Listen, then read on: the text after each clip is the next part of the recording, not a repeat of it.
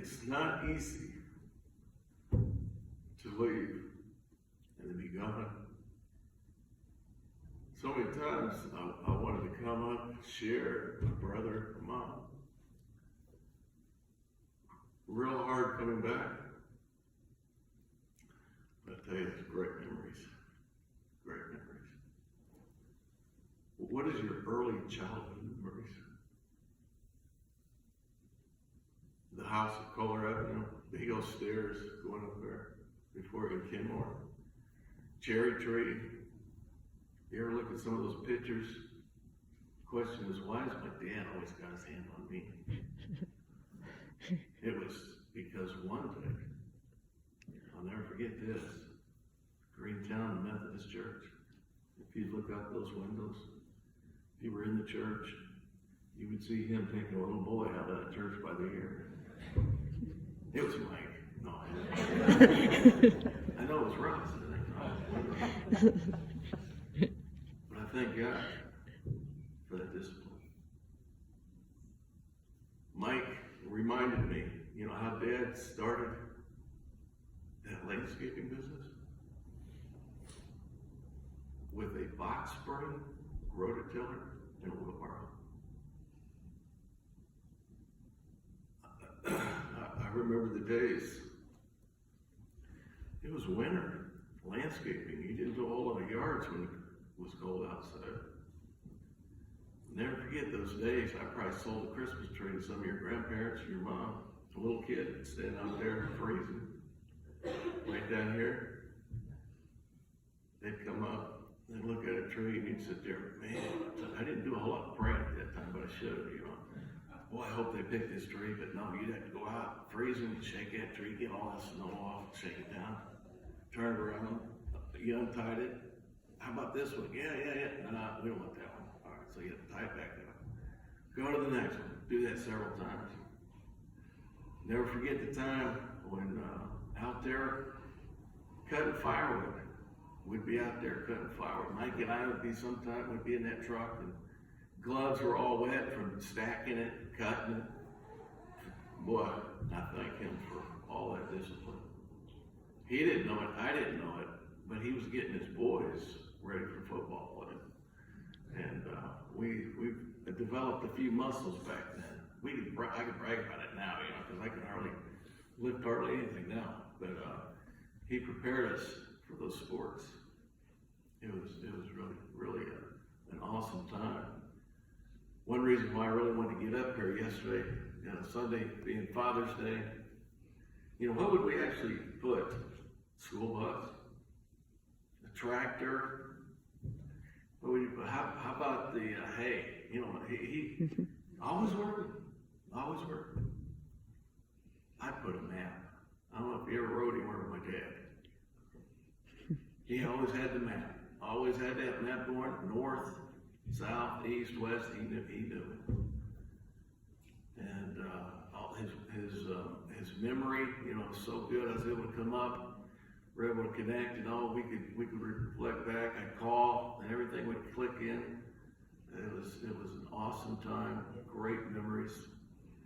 He came and visited down in South America, Central America. You know, remember my mom coming in when I was a young boy. Didn't understand all of it at the time. We'd pray for missionaries in the foreign field. I was in Bolivia, and some of that started coming back. Didn't realize all those prayers and things going on. So I look forward to that time. We look right behind us here.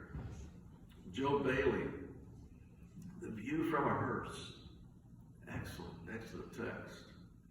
What does death look like? The coldness, the dryness. But you know, it wasn't until that 1976, right around that time, I left. Why I left and be gone was because God called me into an area to help people to know that death is always separation. It's a time period. It's a period that we're separated. But yet we will be reunited. I stand right there. My dad will tell you north, south, east, and west, but I'll tell you one thing. Which way's up? Jesus said, I am the way, the truth, and the life. Some of you go to the funeral, the gravesite. You pull up there, come around. Guess which direction all those graves face? North? Do they face south? No. Do they face west? Guess what? They face east. You know why they face east? It's a Christian tradition.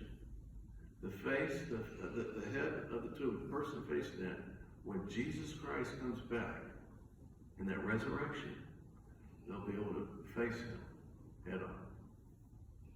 Go to cemeteries. When you go there, don't let a cemetery reflect on a death of separation, someone you'll never see again. But Jesus says, I am the way, the truth, and the life. And they anticipate our Christian traditions. When he comes back, we're going to see him. Boy, do I look. I'm going to catch up on a lot of times. And those early childhood memories, fantastic, great. With my mom.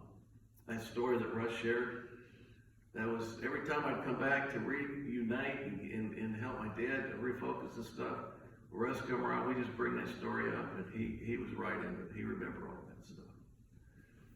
Joe Bailey, one of the tours that were in the last. This is a story, that it just really strong with me. A couple of people ask, this deals with every subject, and the author is one of experience, not one to just sit back and textbook knowledge. And someone asked, well, how do you really know? Do you really believe that God is going to raise them up? How do you know? Bailey says, because God is God, because he's promised to. But most of all, because he raised up Jesus Christ, his son, who died from the grave.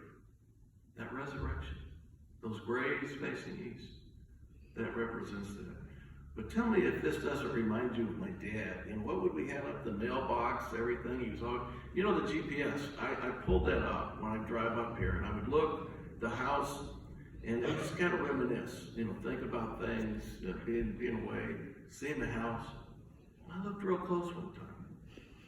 Looked real close. And I focused in there, and do you know what I saw? My dad working on the side of the house in his little garden. The Burpee catalogs, the seeds, always had stuff like that, One Saturday morning in January, I saw the mail truck stop at our mailbox up on the road as Jill Bailey's writing. Without thinking, except that I wanted to get the mail. I ran out of the house and up to the road in my shirt sleeves. We've all been there. It was bitterly cold. The temperature was below zero. There was a brisk wind from the north, and the ground was covered with more than a foot of snow. I opened the mailbox, pulled out the mail, and was about to make a dash for the house when I saw was on the bottom, under the letters, a Burpee seed catalog. On the front were bright zinnias. I turned it over. On the back were huge tomatoes. For a few moments, I was obviously oblivious to the cold. Delivered from it, I leafed through the catalog, tasting the corn, the cucumbers, smelling roses. I saw the freshly plowed earth, smelled it, let it run through my fingers. For those brief moments, I was living in the springtime, and the summer and winter passed. Then the cold penetrated to my bones, and I ran back to the house.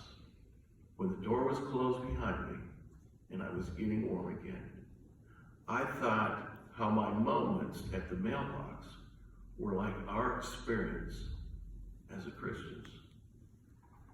It'll be bitter cold, but as we rest, and as Glenn, as Russ have shared, we find our hope in the only way, in the peace of God. R.I.P. Rest in peace. Thank you all, from my mom, great testimonies, my brother, family, and many of you cared and took care of those. I appreciate it.